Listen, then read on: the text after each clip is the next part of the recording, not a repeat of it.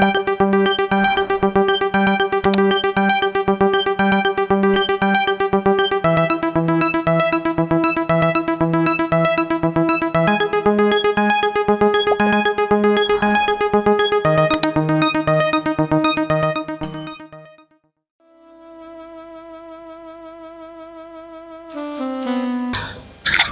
সুস্থ থাকুন অনুষ্ঠানে আপনাদের সকলকে স্বাগত জানাই। আজকে আমাদের বিশেষ অতিথি ডক্টর শান্তনু দত্ত মহাশয়। তো আজকে আমরা বিস্তারিত আলোচনা করব হৃদযন্ত্র সম্পর্কে, বা হৃদযন্ত্রের বিভিন্ন রকম সমস্যা, যেই সমস্যাগুলোর শুরু থেকে এবং তার সমাধানই বাকি, এবং যারা এই হৃদযন্ত্রে সমস্যায় আক্রান্ত হয়েছেন তারা কিভাবে সেই সমস্যা থেকে কিছু সমাধান পেতে পারেন। তো সেই বিষয়ে আমাদের আলোচনা থাকবে।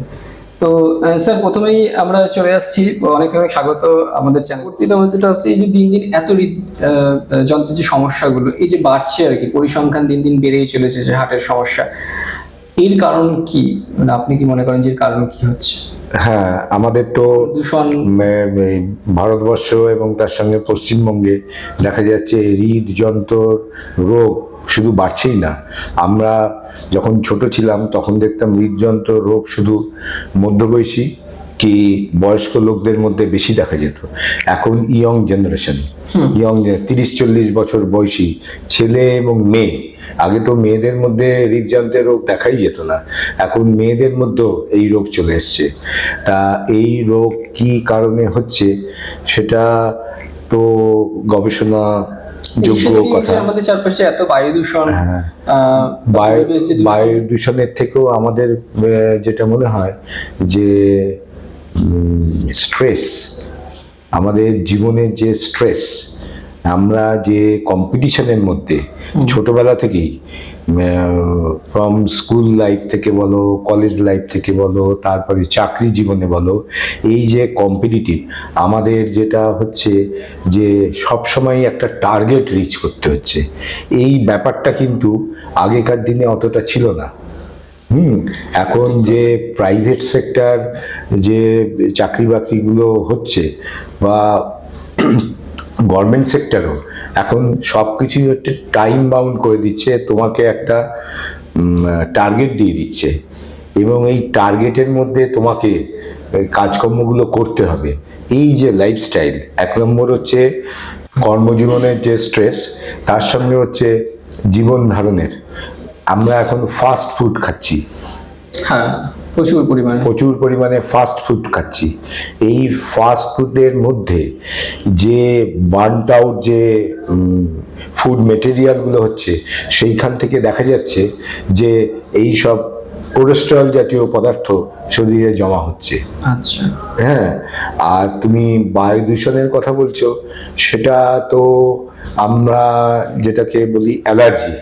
হ্যাঁ, অ্যালার্জি বেশিরভাগ ক্ষেত্রে হচ্ছে, বা সেই অ্যালার্জি থেকে তোমার মেনলি এফেক্ট করছে ফুসফুসের রোগকে, কিন্তু অ্যাকচুয়ালি ফুসফুসের পাশাপাশি হার্টটা রয়েছে। হ্যাঁ, সেই জন্য ওটার সঙ্গে আর কি দীর্ঘমেয়াদী ফুসফুসের রোগ থেকেও হার্টের ওপর প্রেশার পড়ে হার্টের রোগ হচ্ছে, কিন্তু ওটা দীর্ঘমেয়াদী পাওয়া যায়। কিন্তু আমাদের মেন হচ্ছে এই যে অল্প বয়সে আমরা এখন যে হার্টের রোগ দেখতে পাচ্ছি, যেটা কি আগেই আমি আলোচনা করেছিলাম, ইসচেমিক হার্ট ডিজিজ, এখন ইয়ং জেনারেশনের মধ্যেও দেখা যাচ্ছে। 30-40 বছরের ছেলে মেয়েরা এই হার্টের ব্লকেজ নিয়ে আমাদের কাছে আসছে। সেটা আমার মনে হয় 1 নম্বর হচ্ছে লাইফস্টাইল যে পরিবর্তন ঘটেছে, আমাদের কর্মজীবনের যে স্ট্রেস এবং ফুড হ্যাবিট, এই দুটোই মেন এই অল্প বয়সে হার্টের রোগ আসার কারণ বলে আমার আপাতত আমরা বুঝতে পারছি, ধারণা করতে পারছি। এই জায়গাগুলো, তাই জন্য এখন এই হার্টের ইসচেমিক হার্ট ডিজিজ, এইটাকে বলা হয় লাইফস্টাইল মডিফিকেশন ডিজিজ। তারপরে ধরো আর একটা জিনিস হচ্ছে পরিমিত বিশ্রাম, শরীরের বিশ্রাম। আমাদের এখন ইয়ং জেনারেশনরা বেশিরভাগই রাত জেগে কাজ করছে, নাহলে রাত জেগে পড়াশোনা করছে। এই যে বায়োলজিক্যাল ক্লকটা অল্টার্ড হয়ে গেছে, এটা শরীরের মধ্যে বিশাল একটা প্রভাব বিস্তার করছে। হ্যাঁ, তা এই জিনিসগুলো থেকে আমাদের অন্যভাবে জীবনটাকে লাইফস্টাইলটা মডিফাই করতে হবে, তাহলেই আমরা এই রোগগুলোর প্রাদুর্ভাব থেকে আমরা নিজেদেরকে বাঁচাতে পারবো। কিন্তু স্যার এখানে একটা প্রশ্ন উঠে আসে, যে প্রশ্নটা হচ্ছে যাদের ধরুন নাইট ডিউটি করে, যারা রেগুলার নাইট ডিউটি, এখন ইঞ্জিনিয়ারিং সেক্টরে যারা চাকরি করে বেশিরভাগই সব নাইট ডিউটি করে আর কি। তো ওনাদের জীবনযাপনটা তো, যে আপনি বলছেন যে বায়োলজিক্যাল যে ক্লকটা সেটা যে ভেঙে গেছে আর কি, তো সেটা তো ওনাদের তো কন্টিনিউ চলছে। কেউ হয়তো এতদিনে 5 বছর নাইট ডিউটি করছে, মাঝে মাঝে আবার শিফট হয় সেটা, কেউ হয়তো 10 বছর ধরে এরকম ভাবে চলছে। আবার সুবিধা হয় বলে অনেকে নাইট ডিউটিটাকে নিজেদের মানে জীবনের সাথে আর কি মানিয়ে গুছিয়ে নিয়েছে, সেইভাবে তারা জীবনযাপন করছে আর কি। তো সেই জিনিসটা যখন তারা কন্টিনিউশনে যাচ্ছেন আর কি, সেখানে তাদের এই ক্রনিক ডিজিজগুলো আসার সম্ভাবনা খুব বেড়ে যাচ্ছে। তো হ্যাঁ, সেটা বেড়ে যাচ্ছে, কিন্তু আমাদের মাথায় যদি থাকে যে এই যে লাইফস্টাইল, এটা কিভাবে আমি কিছুটা মিনিমাইজ করতে পারবো, এই স্ট্রেসটাকে মিনিমাইজ করতে পারবো। আমি বলছি যে আমি বলছি না যে নাইট ডিউটি না করে তুমি বেকার হয়ে ঘরে বসে থাকো, নিশ্চয়ই নাইট ডিউটি করবে, কিন্তু নাইট ডিউটি করার সঙ্গে সঙ্গে নাইট ডিউটি যখন অ্যাভয়েড করা যাচ্ছে না, কিন্তু ওদিকে আবার ফাস্ট ফুডটাকে তো অ্যাভয়েড করা যায়। সেটা তো অবশ্যই, হ্যাঁ, ফাস্ট ফুডটা অ্যাভয়েড করা যায়, আমরা ফাস্ট ফুডটা অ্যাভয়েড করি। নাইট ডিউটিটা এমনভাবে অথরিটির সঙ্গে কথা বলি যাতে মাঝে মাঝে আমাদের ডে ডিউটিও করতে হবে, সবাই মিলেমিশে আমরা নাইট ডিউটি করব। হ্যাঁ, এরকম তো নয় যে শুধু নাইটই একজন দিয়ে যাবে আর অন্যরা শুধু ডে ডিউটি দেবে। এইগুলো নিজেদের মধ্যে অ্যাডজাস্টমেন্ট করে, আমি বলতে চাইছি জনগণের কাছে এই মেসেজটা পৌঁছে দিতে, তারা এবার তাদের মতো করে জীবন ধারণটা করবে। আর সবার আগে যেটা বললাম যে রেগুলার হেলথ চেক আপ, এই যে যারা এরকম লাইফস্টাইলটা স্ট্রেসের মধ্যে দিয়ে যাচ্ছে, তাদের কিন্তু 3 থেকে 6 মাস বাদে বাদে কিন্তু হোল বডি চেক আপটা করানো খুব জরুরি। এবং আমরা বেশিরভাগ ক্ষেত্রেই দেখেছি কিছু কিছু প্রাইভেট কোম্পানি তো রুটিনলি 1 বছর বাদে বাদে করে, আবার কিছু কোম্পানি 6 মাস বাদেও করে। কিন্তু যাদের মধ্যে এই প্রবণতাটা বেশি, আমাদের মনে হয় তাদের সিমটম কোনো প্রবলেম হলেই সাথে সাথে হোল বডি চেক আপ করানো উচিত। আর যদি না চেক আপ করানো হয়, এভরি 6 মান্থস এদের হোল বডি চেক আপ করানো উচিত। এই ধরাটা পড়বে বা ওনার ভেতরের শরীরের অবস্থাটা কি সঙ্গে উনি জানতে পারবেন, তাহলে সেই মতো উনি প্রিকশন নিতে পারবেন। হ্যাঁ, এইগুলো খুবই দরকার আজকালকার দিনে। শুধু এক নাগারে কাজ করলে যেতে হবে না, আর এক নাগারে মনোমতো জীবন ধারণ করলে হবে না, তার মধ্যে বিজ্ঞান ভিত্তিক সমাজ জীবন গঠন করাই আমাদের উদ্দেশ্য। একদম তাই। তো সেই মানে এখন যদি এই প্রশ্নটা আসে যে এই জীবনযাপনের সাথে তাদেরকে সম্পূর্ণভাবে যদি এইখান থেকে তারা বাঁচতে চান আসলে, যে যে কিভাবে আমরা বাঁচবো আর কি, যেহেতু আমাদের জীবনযাপনটা এইভাবেই বা এর উপর দিয়ে আমাদের চলতে হবে, স্ট্রেসও আমাদের জীবনে থাকবে, তো একটা মাত্র উপায় যেটা ডাক্তারবাবু বলছেন বারবার, যে 6 মাস অন্তর অন্তর আপনারা নিজেদের ফুল বডি চেক আপ করান, তাহলে কি অন্তত পক্ষে আগে থেকে আপনারা বুঝতে পারবেন আপনাদের শরীরের কোন কোন মানে আপনার শরীরের অবস্থানটা কোথায়, কোন জায়গাতে দাঁড়িয়ে আছে শরীরটা, সেই মতন কিন্তু আপনারা নিজের প্রিকশন নিতে পারবেন। এবং তখন আপনারা কনসাল্ট করবেন বিশেষজ্ঞদের সাথে, এবং বিশেষজ্ঞরা আপনাদের সেভাবে পরামর্শ দেবে, এবং পরামর্শ অনুযায়ী আপনারা চললে অবশ্যই আপনারা সুস্থ থাকবেন। এবং আমাদের প্রোগ্রামের মূল উদ্দেশ্য হচ্ছে সুস্থ থাকুন, আপনাকে সুস্থ রাখা, এবং আপনাকে কিভাবে সুস্থ থাকবেন সেই বিধিগুলো আমরা ডাক্তারদের কাছ থেকে জেনে নেওয়া আর কি। আর একটা যেটা আমি জনগণের উদ্দেশ্যে বলতে পারি, যে যারা এরকম লাইফস্টাইল স্ট্রেসের মধ্যে যাচ্ছে, তাদের মাথায় রাখা উচিত যে এই যে চাকরিটা, এই যে সার্ভিসটা, এটা যেন সারা জীবন আমি যেন এইভাবে না কাটাই। নিশ্চয়ই সে হয়তো চাকরি পাচ্ছে না এই মুহূর্তে, সে এরকম একটা চাকরি পেয়েছে, কিন্তু অ্যাট দ্য সেম টাইম তার মাথায় উচিত যে এই ধরনের যেটা আমার লাইফের মধ্যে স্ট্রেস তৈরি করছে, এই চাকরিটা যত তাড়াতাড়ি সম্ভব ছেড়ে দিয়ে অন্য চাকরিতে জয়েন করা মাথায় রাখতে হবে।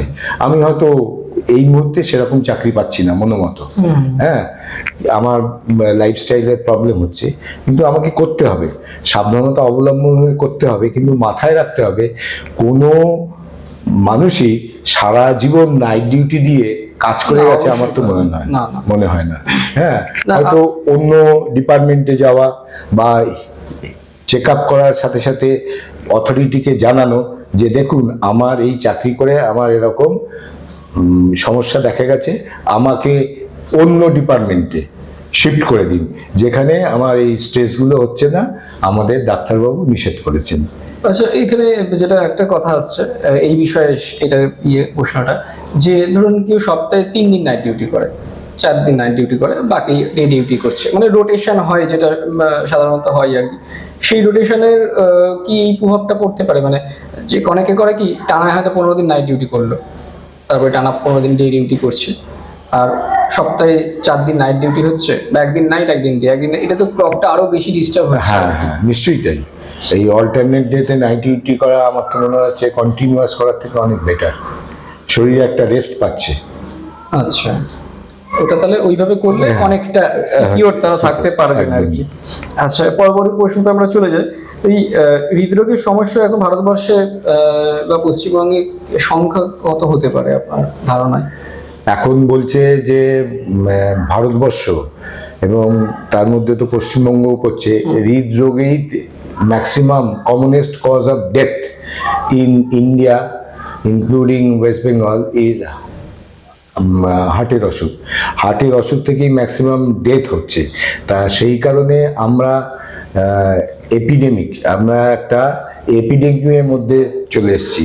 সেই জন্য এটার এক হিউজ বার্ডেন আমাদের সমাজের উপর পড়ছে, এবং সেই বার্ডেনটার সূত্র ধরেই সেন্ট্রাল গভর্নমেন্ট একটা নন কমিউনিকেবল ডিজিজের ওপর প্রোগ্রাম, NCDS, নন কমিউনিকেবল ডিজিজের ওপর একটা প্রোগ্রাম তৈরি করেছেন, এবং তাতে দেখা যাচ্ছে যে হেলথ সেন্টার থেকে শুরু করে, হ্যাঁ, কি টারশিয়ারি লেভেল হসপিটালে এই যে হার্টের অসুখ, ক্যান্সার, যেগুলো নন কমিউনিকেবল ডিজিজ, হার্টের পরেই হচ্ছে ক্যান্সার, এদের একটা বিশাল প্রোগ্রাম তৈরি করেছে, এবং হেলথ সেন্টার থেকে সেখানে এই ট্রিটমেন্টটা শুরু করা হচ্ছে। এবং এই হার্ট রোগের যেগুলো কমন প্রিডিসপোজিং ফ্যাক্টর, মানে যে কারণগুলোর জন্য হার্টের রোগ হতে পারে, তার মধ্যে সবচেয়ে বড় কারণ হচ্ছে ডায়াবেটিস, আচ্ছা, 1 নম্বর। 2 নম্বর হচ্ছে হাইপারটেনশন। এই দুটো রোগ আমরা সরকারি লেভেলে একদম হেলথ সেন্টার, স্বাস্থ্যকেন্দ্র থেকে এর চিকিৎসা শুরু হয়ে গেছে, এবং সেখানে ডায়াবেটিসের ওষুধ এবং প্রেশারের ওষুধ দেওয়ারও বন্দোবস্ত হয়েছে। তাই জন্য এটা একটা বিরাট কাজ আমরা সরকার থেকে লক্ষ্য করছি, যে সরকার এই NCDS প্রোগ্রামের মাধ্যমে এই রোগটা, যেগুলো নন কমিউনিকেবল ডিজিজ এবং সমাজের সবচেয়ে মহিরুহের মতো হয়ে রয়েছে, সেইটাকে কন্ট্রোল করার জন্য উঠে পড়ে লেগেছেন। আচ্ছা, মানে সরকার যথেষ্ট গুরুত্ব আরোপ করেছেন এই বিষয়ের উপরে, যাতে মানুষ এই সুবিধাগুলোকে নিতে পারে এবং মানুষের যাতে সমস্যাগুলো থেকে দূরে থাকতে পারে। রুটিন চেক আপ করতে গিয়ে দেখা যাচ্ছে ওনার এওটিক ভালভটা সাংঘাতিকভাবে ড্যামেজড। হ্যাঁ, তা এই ভালভিউলার হার্ট ডিজিজ এবং ইসচেমিক হার্ট ডিজিজ অ্যাডাল্টে, বয়স্কদের, এই দুটো ডিজিজ আমরা রেগুলার দেখতে পাচ্ছি, এবং তাদের সংখ্যা আগের থেকে অনেক বাড়ছে। এর কারণ সম্বন্ধে আমরা পরবর্তীকালে আলোচনা করব। অবশ্যই এই বিষয়ে আমরা বিস্তারিত আলোচনা রাখবো, কারণ একটা পর্ব শুরু করলে সেই পর্বগুলো অনেকটা বিস্তারিত আলোচনা করলে তবে হয়তো অনেকটা পরিষ্কার হবে আর কি। তো এর যে প্রাথমিক যে চিকিৎসাটা আর কি, মানে ধরা তো পড়ে গেল, বা হয়তো কোনো মানুষের এতটা, মানে যে আপনি যেটা বললেন যে পাথরের মতন শক্ত হয়ে যায় আর কি, ইউটিক ভালভ যেটা আপনি বললেন, তো সেই জায়গায় দাঁড়িয়ে প্রথম থেকে কি তারা বুঝতে পারে না যে এরকম একটা পরিস্থিতি তৈরি হচ্ছে, বা কি সিমটম থাকতে পারে এরকম পরিস্থিতিগুলো যখন মানুষের তৈরি হয়, সে সচেতন হতে পারে আর কি, যাতে ওই জায়গাটা অবধি না পৌঁছায়? হ্যাঁ, আপনি এটা ভালো কথা বলেছেন। সচেতনতা তো বটেই, এবং সচেতনতার সঙ্গে আমরা দেখি কি, এই রোগগুলো তো আর রাতারাতি হয় না, এগুলো আস্তে আস্তে ডেভেলপ করে। সেই জন্য এখন পৃথিবী শুদ্ধ সব লোকদের বলা হচ্ছে 40 ঊর্ধ্ব বয়সে রেগুলার হেলথ চেক আপ। কোনো রোগ যখন বাড়াবাড়ি হয় দীর্ঘদিন অবহেলিত হওয়ার পর থেকে যায়, তখনই তার সিমটম হয়। কিন্তু ইনিশিয়ালি তার অনেক বেশিরভাগ ক্ষেত্রেই সিমটম হয় না। কিন্তু আমরা যদি রেগুলার মিনিমাম 6 মাস কি 1 বছর বাদে বাদে আমরা হোল বডি চেক আপ যেটা বলা হয়, সেই চেক আপের মাধ্যমে আমরা নিজেদেরকে রাখতে পারি, তাহলে অ্যাসিমটমেটিক, যখন কষ্ট হচ্ছে না তার আগে থেকেই আমরা এই রোগগুলো ডিটেক্ট করতে পারি। তাই না? যেখানে সিমটম হচ্ছে নিশ্চয়ই আমরা তার ট্রিটমেন্ট করব, কিন্তু অ্যাসিমটমেটিক পেশেন্টের যদি আমরা পাই, সেগুলো ট্রিটমেন্ট আরো সহজ হয়, তাদের আরো বাঁচার সম্ভাবনা বা সুস্থ থাকার সম্ভাবনা অনেক বেড়ে যায়। সেই জন্য সিমটমের অপেক্ষা না করে 40 ঊর্ধ্ব হলেই আমাদের রুটিন চেক আপের মধ্যে থাকতে হবে। আর অলরেডি যে সিমটমগুলো বললাম, যে বুক ধড়ফড় করা, বুকে ব্যথা, এবং সেটা দেখা যায় যে অনেক সময় হাঁটাচলা করলে বুকের ব্যথা বাড়ছে, রেস্ট নিলে কমছে, তারপরে হচ্ছে প্যালপিটেশন, তারপরে অনেক ক্ষেত্রে শ্বাসকষ্ট, হ্যাঁ, এই জিনিসগুলোই হচ্ছে সবচেয়ে কমন সিমটম যেগুলো হার্টের রুগীদের দেখা যায়। কিন্তু আমি সবসময় বলবো যে সেই সিমটম হওয়ার আগেই রোগটাকে যদি আমরা ধরতে পারি, এর থেকে ভালো জিনিস আর হয় না। সেই জন্য এখন সারা পৃথিবী জুড়ে রেগুলার 40 ঊর্ধ্ব বয়স হয়ে গেলে রেগুলার চেক আপের কথা বলছে। আমাদের রেগুলার চেক আপ করাতে হবে। সে তো অবশ্যই, কারণ রোগ যখন পরিপক্ক হয়ে যাচ্ছে, তারপরে সত্যি কথা বলতে সবকিছু তো এরকম আপনি যেটা বললেন আর কি, সিমটম হয় না, তো ন্যাচারালি এই জিনিসটা করলে অবশ্যই মানুষ অনেকটা সচেতন থাকতে পারবে তার শরীর নিয়ে। তো আপনারা শুনছেন বিষয়টা যে কিভাবে বিভিন্ন সমস্যাগুলোর কিরকম সুন্দর সমস্যা সমাধানগুলো ডাক্তারবাবু বলে দিচ্ছেন। তো একটা কথা এটাই যে যে সমস্যাগুলো তৈরি হওয়ার জন্য অপেক্ষা না করে তার সমাধানের দিকে প্রথমে খেয়াল রাখতে হবে। প্রতি রুটিন চেক আপ, যেটা 6 মাস অন্তর অন্তর চেক আপ করানো, ডাক্তারবাবু যেরকম বলছেন সেই মতন চেক আপ করানো।